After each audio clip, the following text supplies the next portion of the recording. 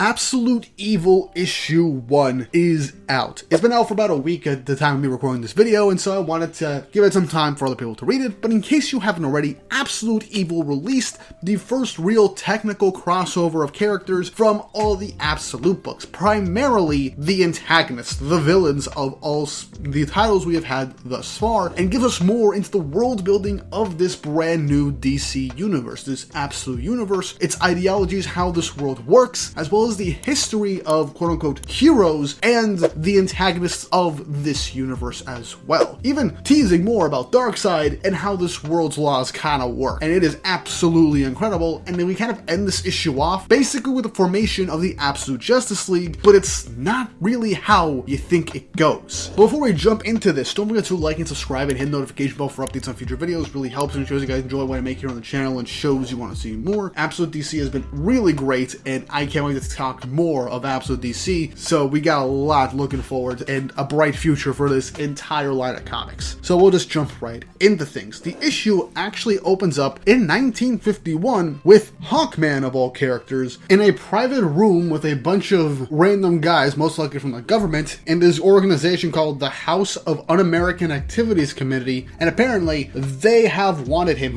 apparently he's been working for them for covert operations for years, but now they want his identity revealed to them, his face, name, his life. They want his own business to be their business now, and he says it'll be a real pleasure to inform on the commie rats nibbling away at this country. What do you want to know, boys? So apparently this was definitely during the Red Scare in America, during the Cold War, during McCarthy's era, and all that. If you know, you know. Essentially just ratting out anybody that you suspect to be a communist and everything. But the point is that this version of Hawkman is working pretty deeply with the US government as a very strong informant, so there is that. But we actually cut to a familiar face shooting green arrows dressed in green. It's Oliver Queen dressed in his Green Arrow outfit, just minus the mask, talking to Roy Harper on the phone, as he says that he's in the Arrow Cave and has basically everything he needs right now as he's gearing up to go after somebody. And this person is Jubal Slade, a wealthy billionaire tycoon, and apparently Oliver found out that he has a private island where he flies private jets and planes filled with kids. So if you couldn't tell from this, apparently Jubal Slade is supposed to be the Jeffrey Epstein analog for this universe, and don't get me wrong,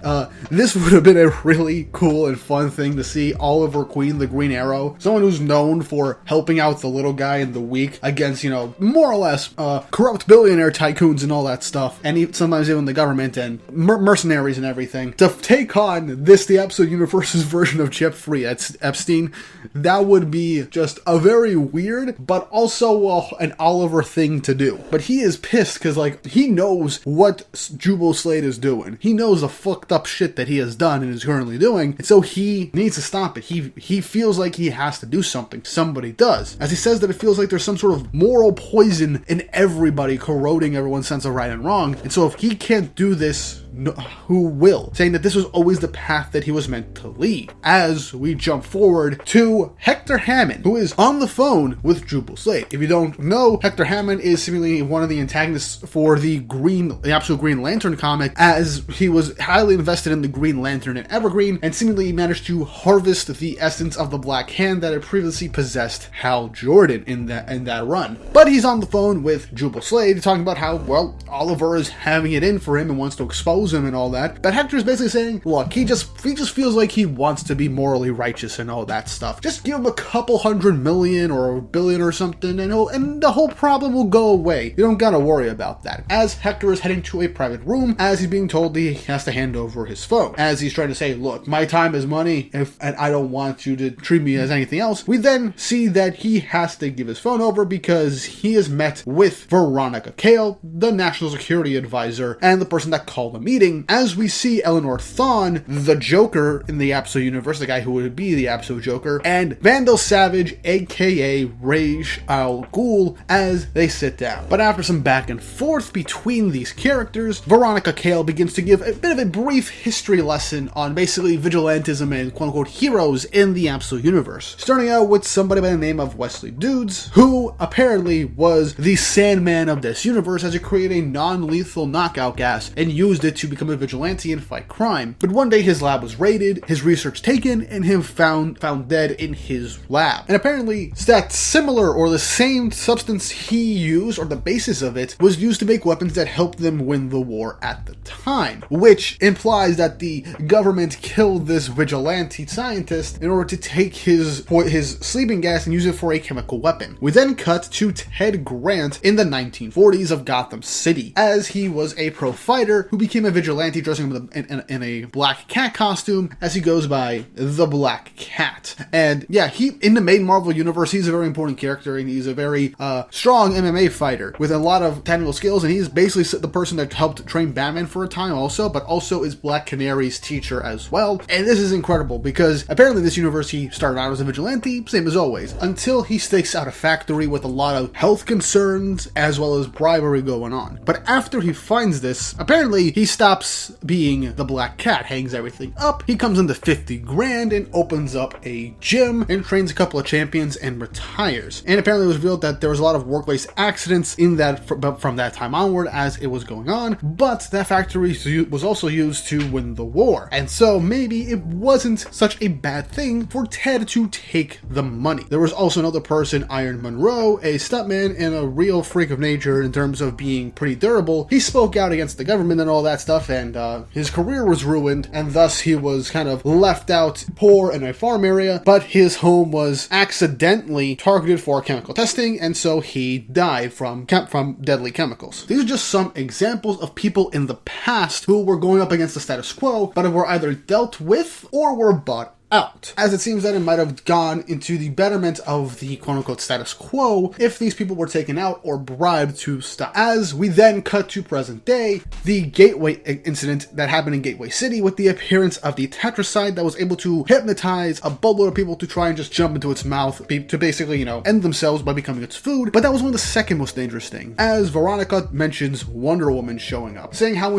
when she appeared, not only did she cut that thing with a massive sword, but she also turned herself into a Gorgon, turned it to stone before destroying it, but also all military personnel answered to her, and she couldn't figure out why that was the case. And that was pretty concerning. And also questioning why wasn't she arrested? There was no reason for anybody to listen to her and take her advice. We also cut over and talking about everything that was going on with Superman, with everything that he's doing, taking on and destroying multiple Lazarus Core facilities and destroying peacemakers and all that, beating peacemakers to be more precise, as well as a peacemaker, aka Lois Lane, ignoring the Brainiac Protocol and writing up her own report, which even Veronica Cale was, well, kind of impressed with. And she identifies that this is more of a trend as she cuts to Gotham City with someone that they believe is human. Absolute Batman is just so built different with everything that he basically does that even she questions if the guy is human at all, about how he kind of redefines what human can be. He appears and vanishes like a ghost. He somehow built his resources into the city itself, and he wears an axe blade on his chest, with the Joker contemplating being like, he didn't take the money. As that's what Veronica says, that this is the trend that we are seeing with these new anomalies, essentially, against the status quo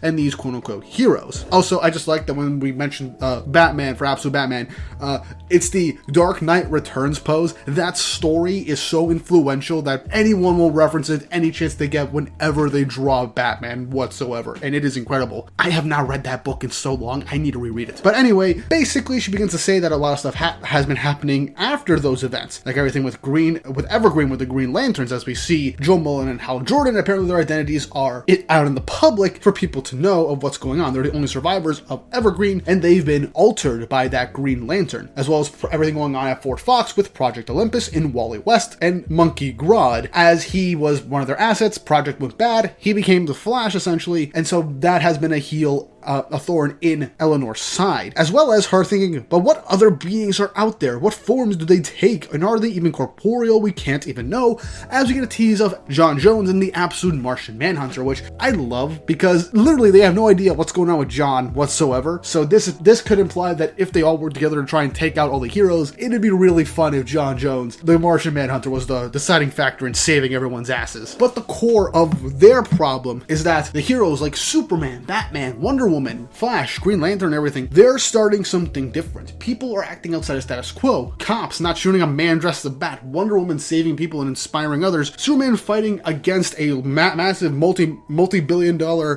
complex militia organization and inspiring the people. That's their problem. They're inspiring the people to break out of this essential corrupt status quo that they have created where they are up on top. And due to the large risk that these brand new heroes are out, as they are not falling under the same categorization as the previous examples, she figures that they can't do this alone anymore. She can't, and they can't deal with all this on their own, and so they have to share resources. But Hammond doesn't want anything to do with that, and even Eleanor agrees, as, what are we gonna do? Oh, I can't handle this, I'll get your help, and then I'll be in the pocket of you having to deal with a debt to you. And so it's a constant game of essentially chicken to an extent to see who will have to owe who. And even Hammond is like, look, we've all dealt with this shit before, we don't need each other's help or to be in each other's pockets. But when he says that, Roz basically says to Eleanor that it's time to bring him in, as in a full double page spread, we see a edgier, demonic looking absolute Hawkman carrying over and throwing on the table a dead Oliver Queen, a dead Green Arrow to the table with his skull bashed in with the mace, and all Hawkman has to say is questions. So basically, everything with the beginning of Absolute Green Arrow in this book just teed him up to get killed off screen by Absolute Hawkman, who we also saw at the beginning of this issue, who is still a crony for the government in this instance, and not a very nice guy, if we're being honest. Ollie got done dirty, man. That is such a massive twist, but we're also getting a 6-issue miniseries for Absolute Green Arrow, so either this will be a flashback issue, or perhaps Roy Harper could become the new Green Arrow. That would be really cool. That would be pretty interesting to see, and I really do want to see it with Roy or someone else from Oliver's family or personal relationships becoming Green Arrow instead, because I think they're going to go with the whole idea, same with all the Absolute titles, you can kill a person, but you can't kill an ideal. So that would be an interesting way to go about things. But with Oliver on the table, Roz just tells them this is how we solve problems, Mr. Hammond. Not in a month, in a day. No sitting around the table, no chump change, no games, and no jokes, as he goes over to Joker. And Cal tries to explain that this is kind of how we should do things, because believe me, the next time something bad happens, and pointing towards Thawne,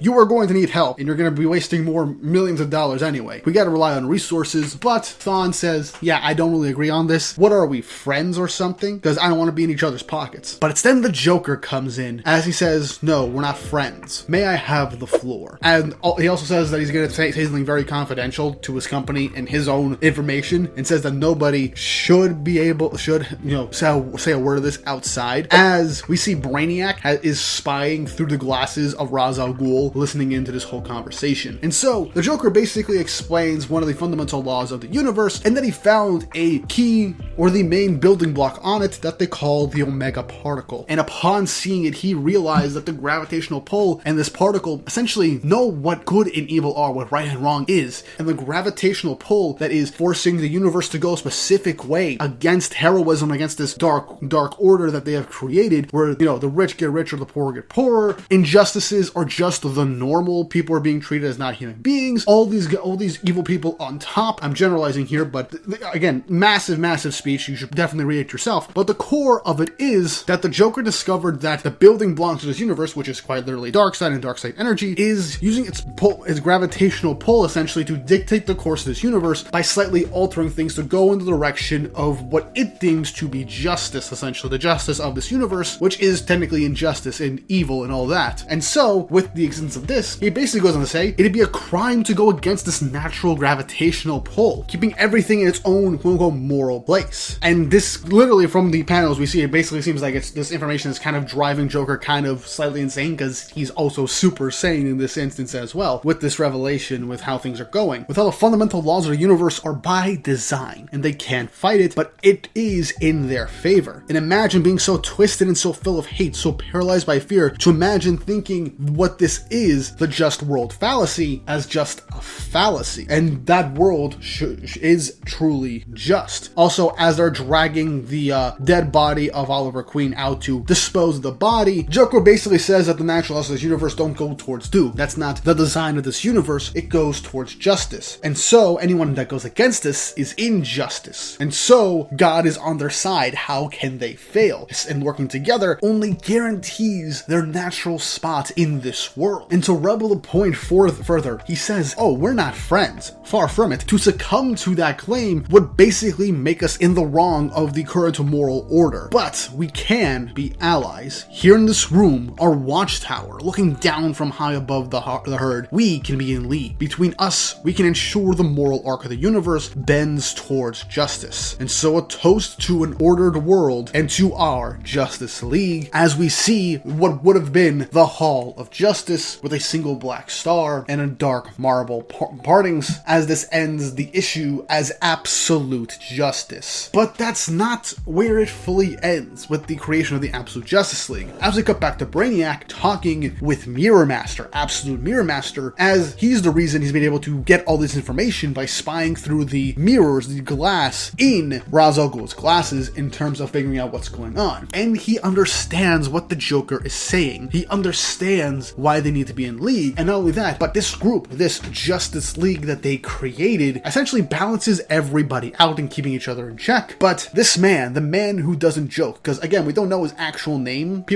Some people refer to him as a Joker, but they just call him the man who never doesn't joke. They don't know who can keep him in check. But Brainiac has found somebody else, thanks to Mirror Master's information. I was told this after the fact. Apparently there was a free comic book day special where Absolute Mirror Master talked to the main universe Mirror Master, and they were exchanging information on what the hell was going on. And so that's mostly likely why Brainiac has been in league with Absolute Mirror Master and getting more information and stuff. But the issue cuts to a farmhouse looking over an acre with a man sitting down with his wife as a phone rings. And the issue ends with the man answering, "Hello, this is Lex Luthor speaking. How can I help you?" As that is the true end of Absolute Evil, aka Absolute Justice League. Also, really quick, this version of Lex Luthor, he has hair, a beard, he is a redhead. This is the universe where Superman never crashed when they were a kid, which means Superboy wasn't a thing, the original Superboy wasn't a thing, and there was no lab accident that made Lex bald. Yeah, that's the canon reason why Lex is bald, and one of the main reasons why he hates Superman and made it personal. Superman made him bald. So in this one, it seems that Lex might be a chill guy. He has kids, he has a wife, he's living out on a farm, presumably in Kansas. That would be an insane thing. Now, apparently Brainiac, for all we know, is contacting Lex Luthor to join the Absolute Justice League. But yeah, that's how it all ends. This whole crossover event thing is insane. Whether this is a one-shot, which I kind of hope it isn't, but if this is a one-shot to just set up the Absolute Justice League in the background, helping each other out with their resources management to try and take care of their heroes, we could end up seeing the actual formation of the true Absolute Justice League, or maybe the Justice Society, Justice Gang, or maybe, who knows, maybe even they'll be the Legion of Doom or some shit like that, or the Injustice League for all we know. This is still incredibly crazy to have all the villains team up first and be this version's Justice League, based on the fact that the Joker's scientists discovered the Omega particle, which is just darkseid energy at the source that helped craft this infinite universe originally, flowing everything towards the injustice side, the moral opposite of everything, and keeping them up top, and the world's on their side. And that's the main reason why the heroes are at such a disadvantage against the villains, but also why these heroes that are so integral to the universe are pulling towards the opposite way, and now this caused their villains to team up. And I'm very curious to see what happens next. But all I know is the next actual crossover between titles is Absolute Batman and Absolute Wonder Woman, and their 15th issue of Absolute Wonder Woman, I believe, so I'm looking forward to that. But what did you guys think of this? How do you feel about the Absolute Justice League being made up of the villains? How do you feel about the whole thing about the laws of the universe fully being shown to these characters, knowing that they're basically set up to win from the start? Leave your thoughts and opinions down below, and rips in the chat for Ollie. The man deserved more, but I can't wait for Absolute Green Arrow. With all that's said and done, hope you all have an awesome day.